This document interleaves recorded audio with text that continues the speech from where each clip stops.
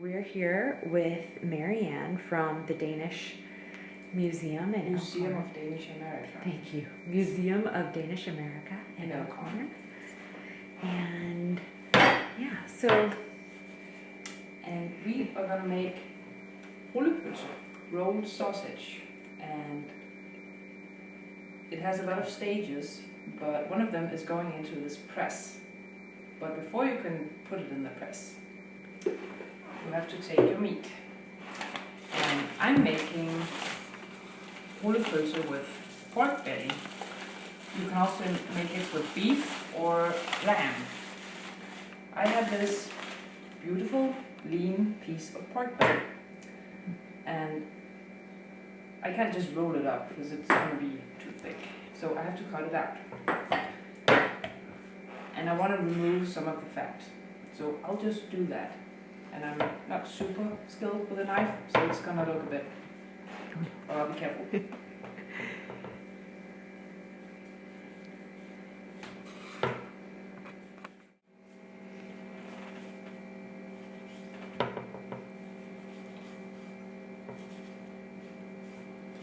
So you're removing all of the... Some of the excess fat. of the excess fat, okay. I don't want to remove all the fat because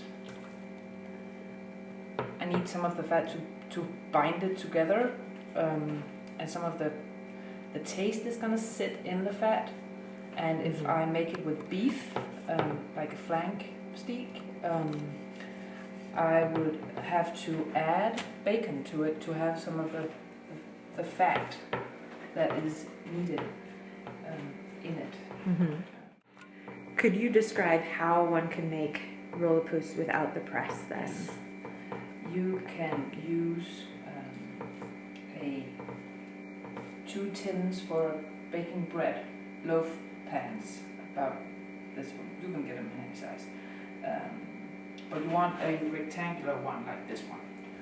And you, when this is supposed to be cooked, boiled in water with spices, and when it's still warm, you lift it up out of the water, put it in the loaf pan, put the other loaf pan on top of it, and put something heavy on it to press it, because you want the sausage not to be round, but to have a square form.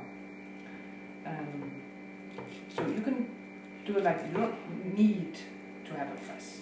Okay. But it's the easiest because it has the bolts, so I don't need to put something heavy on it. And you want to put it in the fridge. And if you have to put something big and heavy on top of it, it's gonna take up some room in your fridge. But you can make it. You should try it. It's good. Okay. And what cut of meat is this again? This is pork belly. This is a pork belly. Yes. And if you want to make it with lamb, basically it's the same cut. It's the belly of the lamb. Okay. This is what you would make bacon of. Now I'm starting to butterfly the meat out. I want it to be rollable, and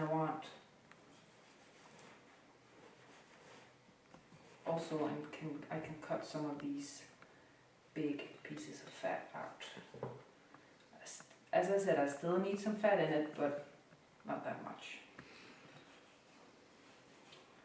So ask your butcher to give you a nice and lean cut of pork belly, and then you should be able to make a nice and lean rullepolse. When I'm done cutting this out like this, I need to brine it, and it has to be sitting in this dry brine for 24 hours. So it's a lengthy process. In this bowl I have 3 tablespoons of salt, and I'm adding 1 tablespoon of sugar. Mix it together, and then just take about half of it and rub it in. Turn your meat, and then same procedure.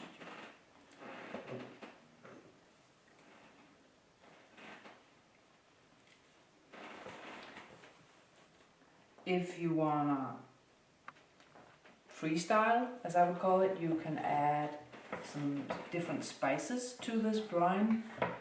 Fennel seeds, nutmeg, whatever you feel like. Rosemary, if you want to go the Italian way. But we are traditional Danish. I put it in a bag and I close it up. And I'm gonna put it in another bag because this is gonna be quite liquid when it's been sitting for 24 hours. And then I'll put it in the fridge now.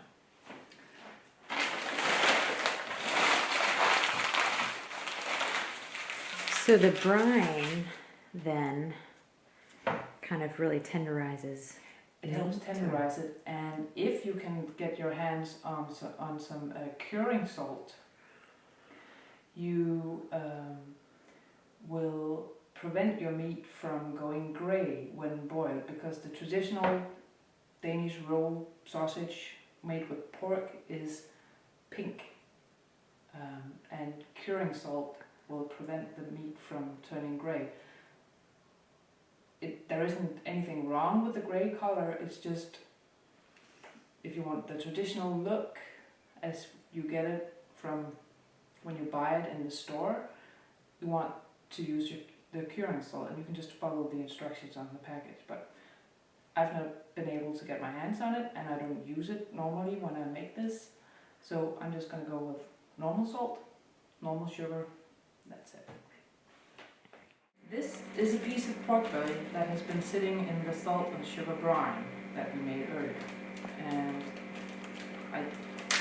as I said, double bag, because as you can see, there are quite an amount of liquid. And this is a smaller piece because I want it to fit into my press.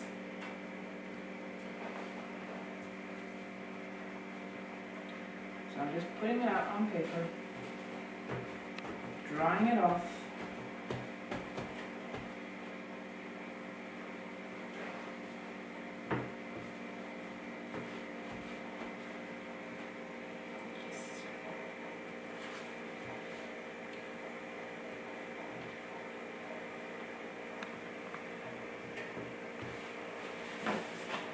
and now we're ready to fill it.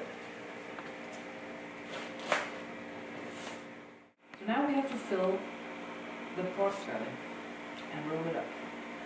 What I have here is just finely chopped white onion, and I spread it out on the pork.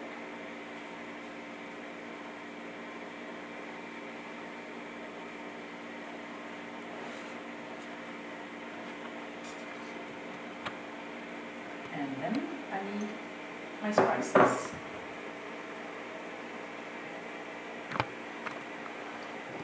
This is pepper, just plain pepper, and I just start. And you can fill this with all sorts of things.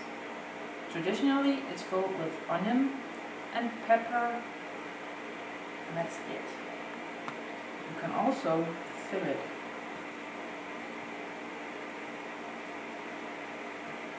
with just onion and parsley. This is dry parsley, and I'm going to add some because I like that in my rolled sausage, but there's different styles, different ways to do this with the filling. I'm just going to add some because I like it. If it's made with beef, it's the same filling. It's some onion, finely chopped, some pepper, and some parsley. Or you can leave out the parsley. And if it's with lamb, again, onion, pepper, or onion, parsley, whatever you like. You can also fill it with fennel. Now we roll it. You want to roll it tight.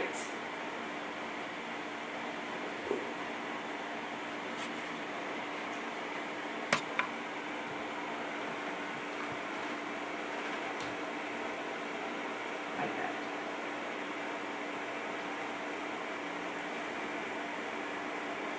Now we have to string it. Tie it up. And that's the hard part of this. This is meat string. Just, you can buy it at the butcher's, or I think maybe even a local grocery store has it. You want to take a good long piece. Now we want to string this up nice and tight.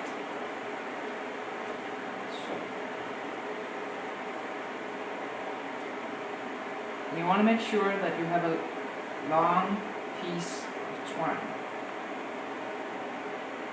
It's maybe too long. And then you start at the end, and this looks difficult because it's a small piece of meat. The bigger the meat is, the easier it's going to be.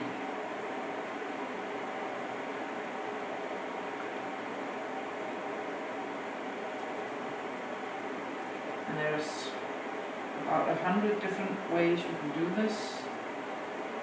I'm doing this my way, and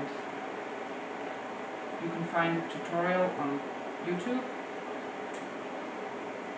so you can learn how to do it proper. Okay.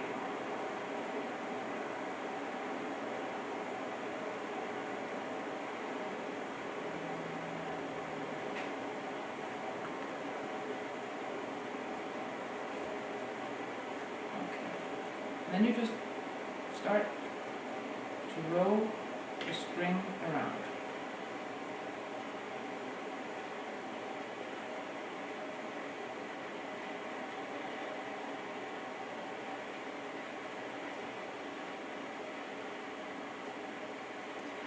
Remember, it has to be tight. You don't want all your nice filling of the pepper and the parsley and the onion to fall out because it's cooking. Now I'm at the end, so I'm just going to tie it around the middle string, as I've been doing. Pull it out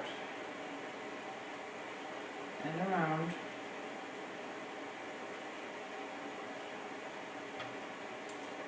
And I have to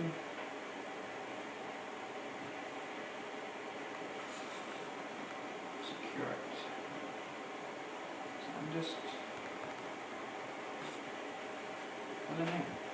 pulling it on the middle string. So I have this loop. Pull this one. And again. Now it's secure. I cut these. And it's a good idea to have some length on them. And you'll see why in a second. So, this is ready to go into my boiling water.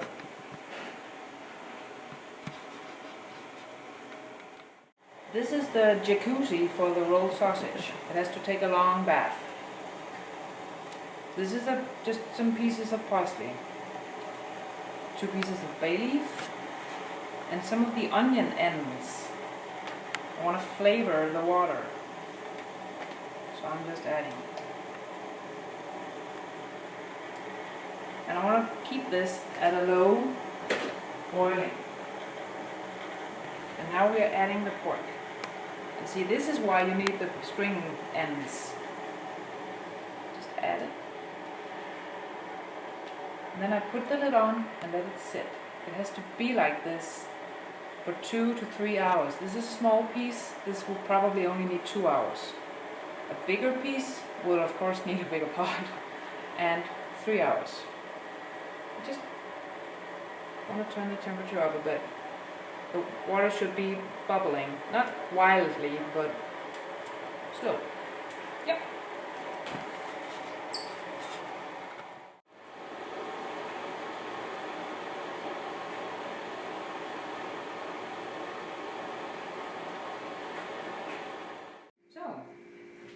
we are continuing with the Rullepolse rolled pork sausage. And it is going into the press now. And this press, as you can see, only has 2 bolts. Some presses, some of the big presses where you're making a big Rullepolse, will have only screws in the corner, and as I said, you don't need to use a press. You can use 2 forms of baking tins for bread, and it has, as you can see, I'm pulling it apart here. The lid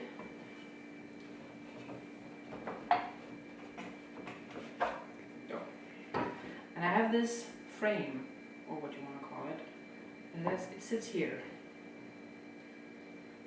And we take our boiled meat out of the pot where it has been simmering. And you can use stringy bits. And you place it in the press. And you want to find where it's the end of the meat. That's here. And you want to put that down. And now you have to be forceful with it. Push it in.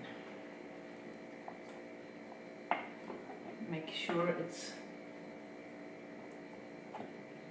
down in the press. This is a big one, so I won't be able to get my lid completely down to the wood. So now I press, and this is why you want to have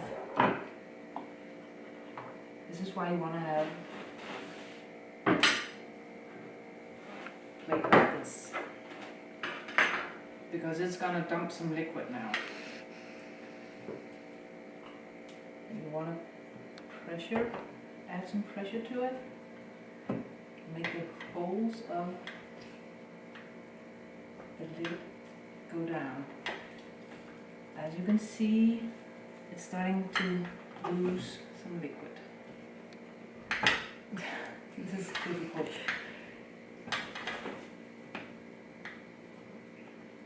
That's why you had to add pressure to it. And this is going to take some time, but eventually I'll get the wood down as far as I can to add the bolts to it and screw it together. Manage to actually press it down. I'm going to add my bolts.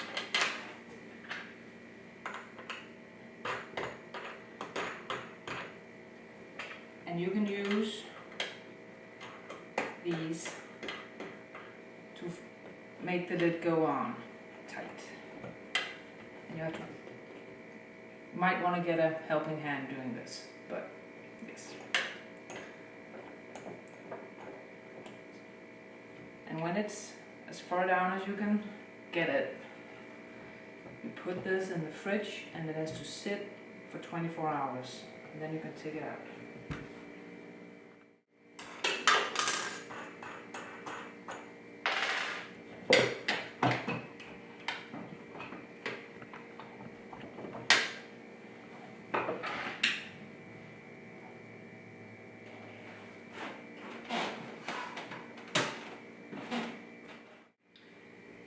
As I mentioned, you can also make this without a press. So you take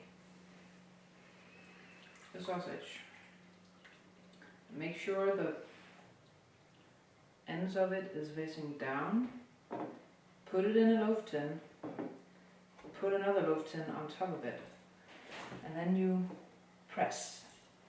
And then you have a helping hand adding something heavy into the top loaf tin, like that. And then this goes in to the freezer, and you want to maybe add some rubber bands on the end of it to hold it down. And now I'm squeezing it in the press, and this is where the exact name of it comes in handy, because now I just turn the bolts here and I'm pressing the meat in to this shape it's gonna come out with. And you can just keep turning the bolts.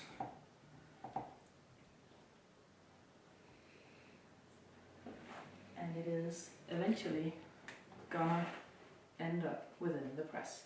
And this is why you don't want to have a piece of meat that is too big for your press.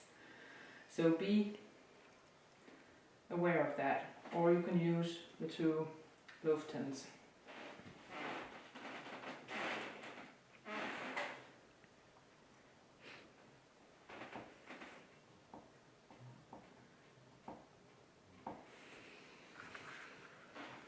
So, I don't think I want to stress the wood more than this.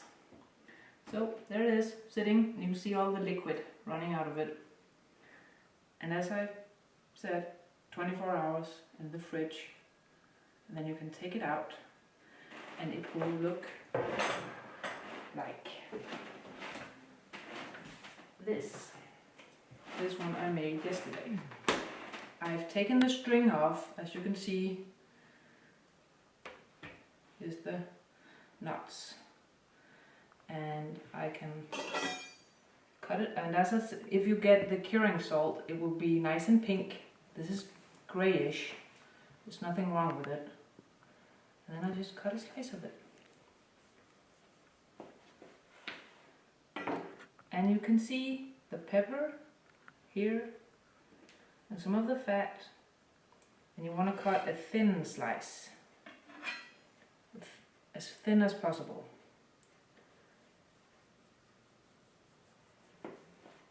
So you can make a piece of rye bread with Rullepolse on it.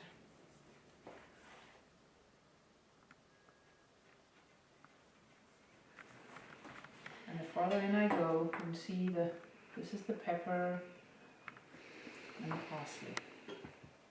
So, Okay.